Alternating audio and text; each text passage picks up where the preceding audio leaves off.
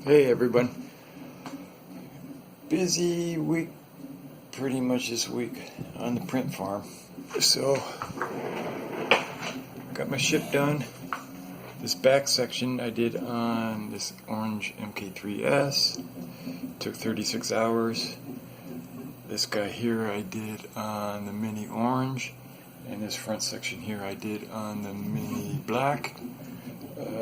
This took 12, 18, and this guy was 36-hour print. No supports, looking good, totally happy with it. And then working on the Fat Dragon Games Dragon Shore Building Example 1. I got the bottom floor, second story. Just about done. I need to do the accoutrements. I think I'm going to do the window grates in either silver or copper PLA, and then I need to do the top caps, but those get painted in and then glued in. And the doors I have done at home, I've done those doors in resin. So now I'm working on let's see,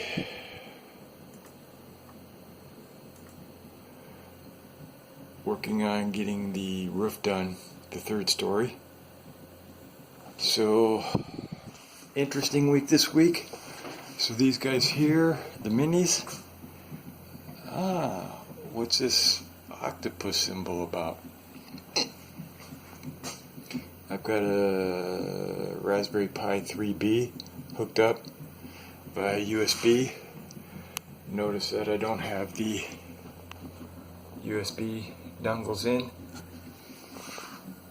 and I had both the two minis and the two Prusas hooked up, and then I thought, well, I've got the Raspberry Pi Zeros, and I hated I had wire USB cables hanging down, so went ahead and got the Pi Zeros back out. So I was thinking about, I had originally put these in and then found out that, oh yeah, power recovery doesn't work if you're printing through Octopi. Oh, well, that sucks. But during the day, printing out these tiles, I'm printing one at a time out on each printer. I've got 4 printers. Print them out. If it goes bad, no big deal. So during the day, it would be nice to not have to go up, grab the SD drive or the USB drive, come over, but pain in the butt. Then I thought about it. So the minis don't have power recovery implemented yet. So those are tile printers during the day.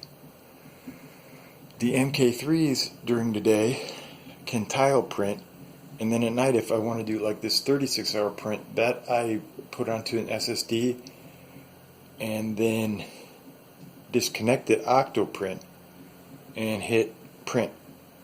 Power recovery works fine. No problem. So during the day, why not sit at your desk and go, okay, let me send this file to the mini black. Let me send this second file to the mini orange. Let me send this third file to the MK3 orange. Let me send this fourth file to the MK3 red. Now, this guy here, I'm printing out the rest of this guy's parts. I'm just about done. I'm converting him from the stock orange to all black. Just the color coordination, I'll show you in Prusa Slicer why that's happening. So I got this guy here. I got some Pi Zeros, soldered in the 18mm pins I needed, printed out the parts.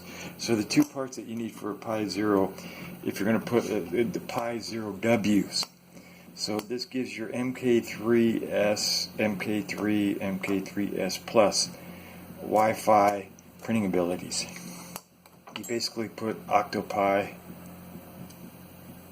on an SSD, and then the pins, this just plugs into your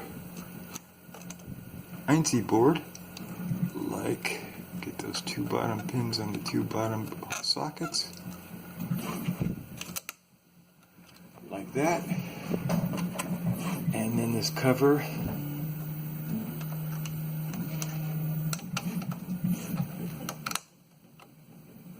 snaps on like this, and then we turn the printer on.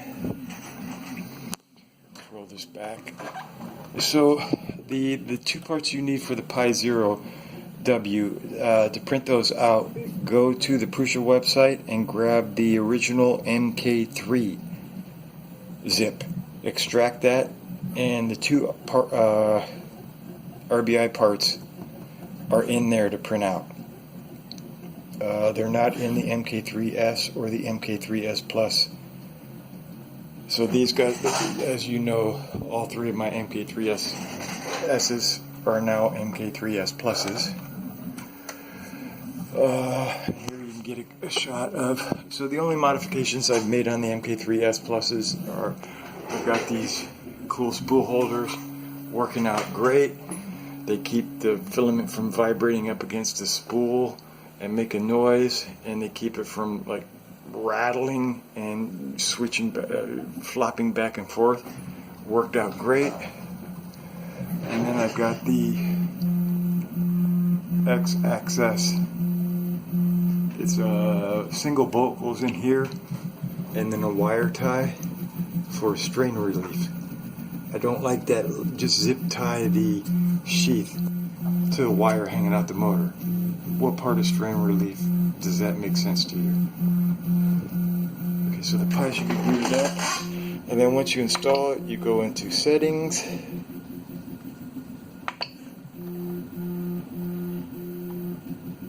RPI port, it's turned on, okay.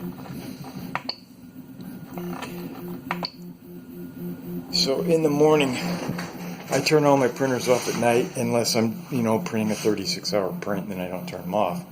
I turn them off at night, and then when I come in the morning, the three MK3S Pluses get a Calibrate Z, and while I'm doing the Calibrate Z, so it moves it all the way up, rams it, okay, level ZX, in case one of them slid, so it doesn't make an angle and doesn't make the auto bed leveling work extra hard. By the time that gets done, the Raspberry Pi Zeros have booted up. So people will tell you, and it says on the Raspberry Pi site, oh, you shouldn't use this on a Raspberry Pi Zero. I've been using it all week to print those. Half of those have been printed out on the two MK3Ss, the other half on the two Minis. Raspberry Pi Zeros work fine. If you want to do a camera, don't do it. I don't need cameras. Out of the 2 months of printing I've been doing, on and off, I've had two failures.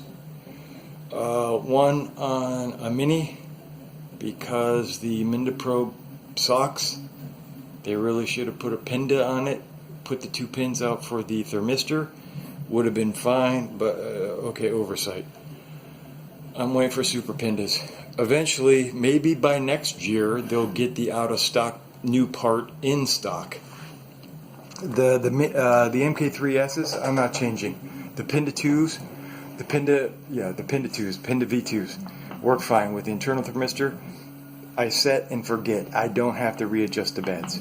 This guy here is giving me problems for some reason. Once every 2 weeks, it's like, okay, readjust the bed because it's freaked out. Whatever. Not that these are bad printers. Whole lot better than glass bed and like mucking with 4 wheels. Well, we won't go there. So these three will have Pi Zero Ws. I like the wireless printing.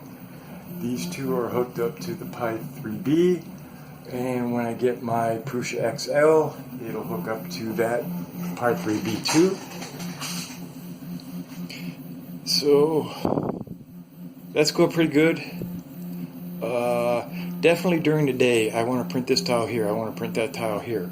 And Prusa Slicer makes it easy to do. So this is the part I'm printing out here in PETG for the Mini. So let's just get rid of that. So let's say I wanted to print a 2x2 wooden floor Dragonshire Building 1 on the Mini Black. I come over here, select Mini Black, discard. I want 0.2 quality mini FDG, and I want my Jesse PLA. Then we go ahead and import Fat Dragon Games. Oh, this is another thing. So I'm a Windows 10, so that's an i7, 5 gigahertz, 32 gigs of RAM, 2 terabytes of SSD, and then I've got, this will be my 4th Chinese SSD USB adapter. It's a 50-50 chance when I plug the SD card in that Windows will actually be able to read it. I'm done. So today I fired up Prusa Slicer on my Mac Mini i7 with 16 gigs of RAM and a 5 terabyte hard drive, external hard drive. Well, fast. And so I've got OS X has built-in Adobe support, PDF support, so that's taken care of. Of course, Prusa Slicer and Pronterface and their drivers support Mac OS X.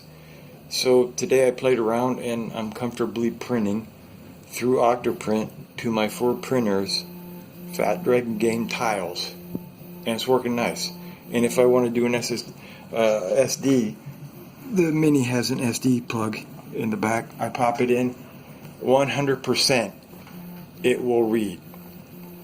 And then I'm playing around with a Raspberry Pi 4. This is my new brewery inventory server, Raspberry Pi 4 with an external SSD drive. Trying to flash that SD card on Windows. If it already had Linux, good luck. If the 50% of the time it actually registered through those cheap SD to USB adapters, the Mac working so far. So back to it. So we want to go to Building 1. Building 1. We want to do a floor. We want the 2x2. So I have this Mini Black, Mini Orange, MK3 Orange, and MK3 Red, original Prusa, whatever, FDG. So the FDG, if Prusa updates the MK3 or the Mini profiles, this will get updated. The only changes I've made to the printer here is in print settings under extruder. I've set the minimum extruder width to 0.1 and the maximum to 0.3. And then I also have the print settings. I've got FDG print settings for 0.2 millimeter quality. If they change something, this gets updated, but it won't override what I've changed. So in the print settings, I've got the layers and perimeters, so 2, 4, and 5. And then on the infill, I've got it set to 10% rectilinear. And that's the only changes for this one. So if Prusa updates their Mini or MK3 print profile, this will get updated unless it's the infill or the layer that I've got selected. So that's pretty cool. And for the print settings, so the printer settings I had to change because I'm using, let's say on this floor tile, I want it to print fast. So I'll use their layer height tool and set everything that's going to be not seen to 0.3, and then leave the rest of it 0.2. I've got it set to 0.1, minimum 0.1. If I wanted the tops of my dungeon tile walls to be ultra cool, or the floor to be ultra cool, I could change this layer height, move it from the 0.2 over to 0.1. But the print time is too long, and the tiles at 0.2 look fine. It's just, why print all this down here at 0.2 when you're not even going to see it? So that's a pretty easy tool, UI tool. Change that. Now I hit slice. I'm done. And then I've got this button over here. Send to printer. That's why I have a mini black, a mini orange, an MK3 orange, and an MK3 black, or MK3 red, and in the near future I'll have an MK3 blue. This is the Octopi address, instance address, and the API key. So to be able to send print jobs, I need an SSH, and it has to have the key. So you go over to Octopi, grab the API key, copy it over into Prusa Slicer, boom, done. And if I'm going to use, let's say, okay, I'm going to make a 36-hour print for an MK3, then I just drop down to the MK3S Plus printer profile, plug an SSD card into the Mac Mini, slice, and so I have, sometimes if I got an SSD, I'll have two buttons. I can either send it to a printer if I choose one of the profiles that have an Octoprint instance associated with it, or an SSD symbol. So that's what I've got working this week, and it's so I could just hit okay, send the printer and print. It gets sent to whatever printer I select. It prints it. I walk over, I pop it off, I pull off the purge lines, I wipe the bed down, do that. Usually I do it in blocks of 4. I wait until the 4th printer is done, and then, okay, clean all the beds, come back, send the jobs, or reprint from Octoprint. So that's over here. I've got my 4 instances of Octoprint for each printer, and I can go here and like requeue a job, tell it to print, no problem. And then if I was going to do a long job overnight, I'd put it on one of the MK3S's in case the power went out. With PLA on the smooth sheet, even after it cools down, I still have to use the flex to get it off. It doesn't just pop off. Now on the textured power code sheets with PETG, if that gets room temperature, you'll hear the cracking and it won't be attached anymore. So PETG, that's a 50-50 depending on how long the brownout or the power outage happens. But on PLA, which is what I'm mostly concerned with, it's no issue. I can come back the next day. It says you want to continue. I tap the model, make sure it hasn't popped off, and I say yes, continue. Boom, done. Things like this 36-hour print could happen. And for like tiles, okay, so you lose an hour. No big deal. It's PLA, tossed apart, pop, redo it. On a 36-hour print, that's a lot of PLA, and you're 30 hours into a 36-hour print. Power saving on the MK3S Pluses and MK3S. The MK3s, it works. I've used it. It saved my bacon at least 6 times. But it doesn't work if you're printing through Octoprint. because Octoprint doesn't know when that happens. So if it goes into, oh, power's going out, Octoprint just goes off in the la la land. They're working on it. So what I'm doing now, if I'm going to print tonight, like I needed these two printers tonight for a 20-hour job. I'd spit out the G-code onto an SD file.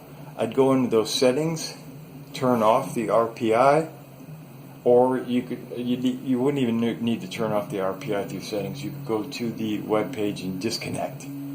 Plug in the SD card and print from the SD card. If you print through the SD card, power recovery works. So I don't even have, since I've been working so hard on trying to get some Dragonshire buildings going, I don't even have SD cards or USB dongles plugged in. This guy here I do, because I haven't got the Pi 0W yet, and that's pretty much, that's my dimensionally accurate PETG printer part machine and ABS. These guys here are my, let's get some Dungeons and Dragons style stuff going. So I was thinking last week, since the minis don't have power recovery enabled yet, why go up there, grab the USB, come down here, then back, clean the bed, start it, and all over again. When it's, well, you got to go to the bed to pop the part off, and when you pop the part off, just clean the bed, and then you come back to your desktop and fire up for more different parts, or requeue parts that you've already done, and you're not dealing with SD cards or USB dongles. And then I can still use power recovery at night. Just disable the Pi and use the SD card. So it's been a pretty nice system this week. Alright, so that's the update for me this week. Have any questions? Go ahead and comment down below on how I got the RPIs, the Raspberry Pi Zero is working, the multiple instances on the Raspberry Pi 4 with Prusa. How do you connect Prusa Slicer directly to the Raspberry Pi, the Octoprints? Drop a message down below. I'd be more than happy to do a video. Alright, check y'all later and keep printing.